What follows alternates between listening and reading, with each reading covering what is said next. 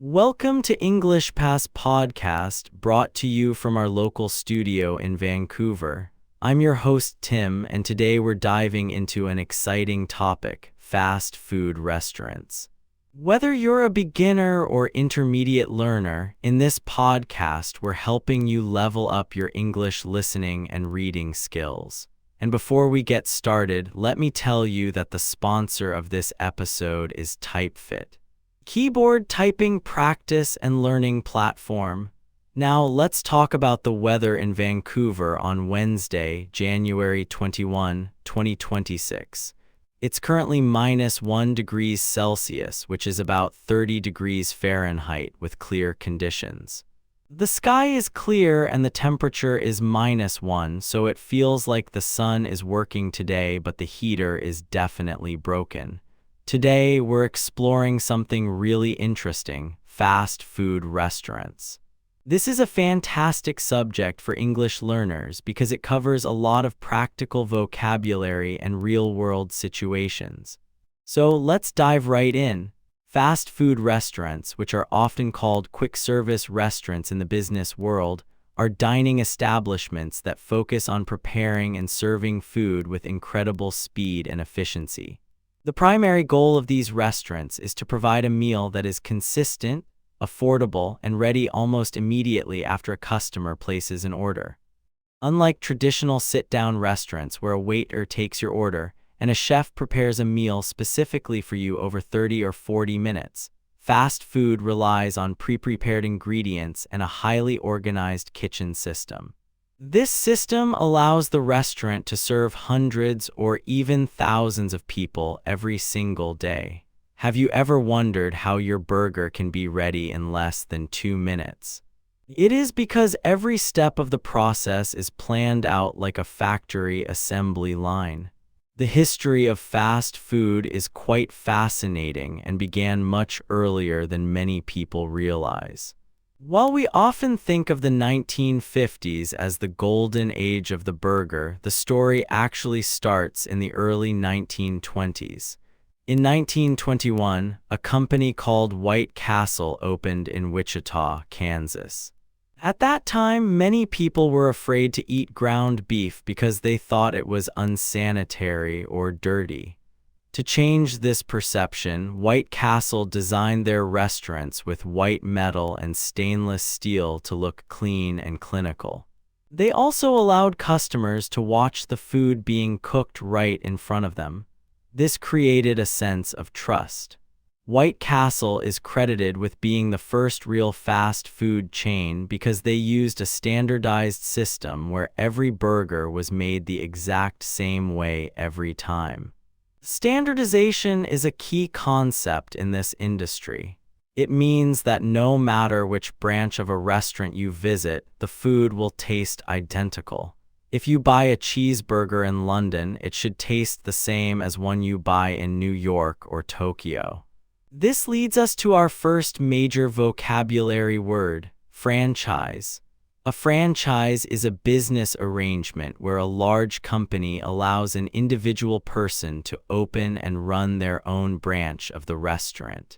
In exchange for using the famous name and the specific recipes, the individual pays a fee and a percentage of their profits to the main company. This is how brands like McDonald's have been able to open tens of thousands of locations across the globe without the original owners having to manage every single store themselves. McDonald's is perhaps the most famous real-world example of this model. In the 1940s, two brothers named Richard and Morris McDonald created the speedy service system in California. They realized that by limiting their menu to just a few items, burgers, fries, and shakes, they could perfect the cooking process. Later, a salesman named Ray Kroc joined them and turned the small business into a global empire.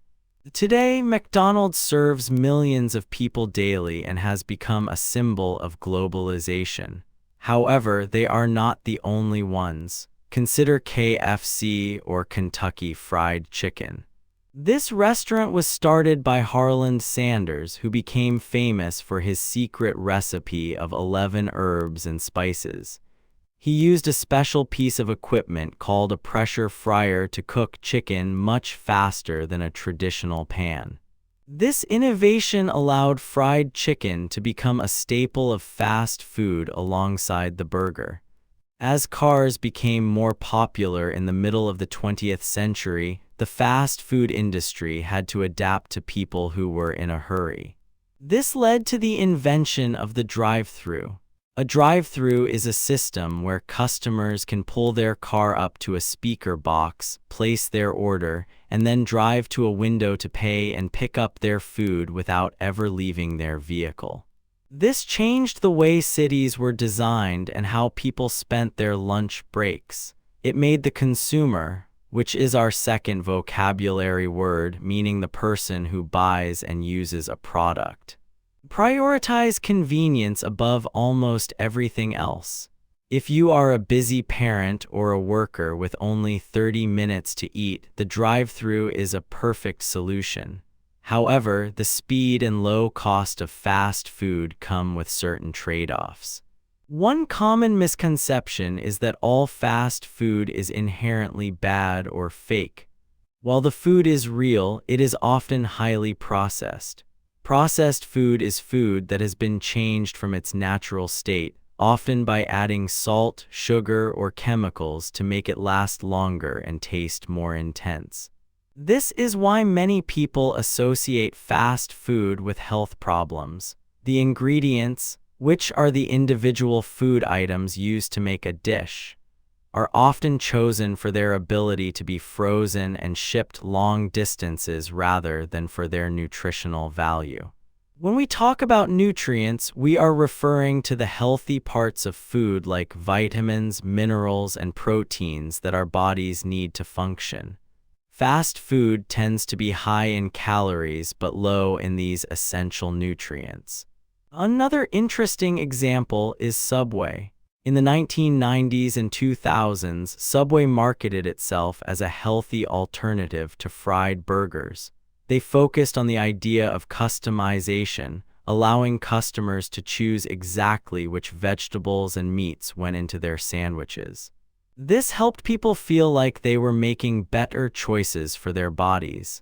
Even though some of their ingredients were still processed, the image of eating fresh was very powerful. This shows how cultural notes and marketing play a huge role in what we choose to eat.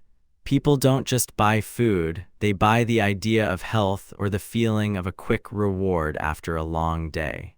Cultural adaptation is also a major part of the success of international chains. For instance, when Taco Bell expanded, they took Mexican-inspired flavors and turned them into something entirely new. In many countries, Taco Bell is seen as a fun and experimental place to eat. Furthermore, fast food menus often change depending on where you are in the world. In India, where many people do not eat beef for religious reasons, McDonald's offers the McSpicy Paneer or the Maharaja Mac made with chicken or vegetables. In Japan, you might find a teriyaki burger or seasonal items like cherry blossom-themed drinks. This flexibility allows the brands to survive in different cultures while keeping their core business model the same.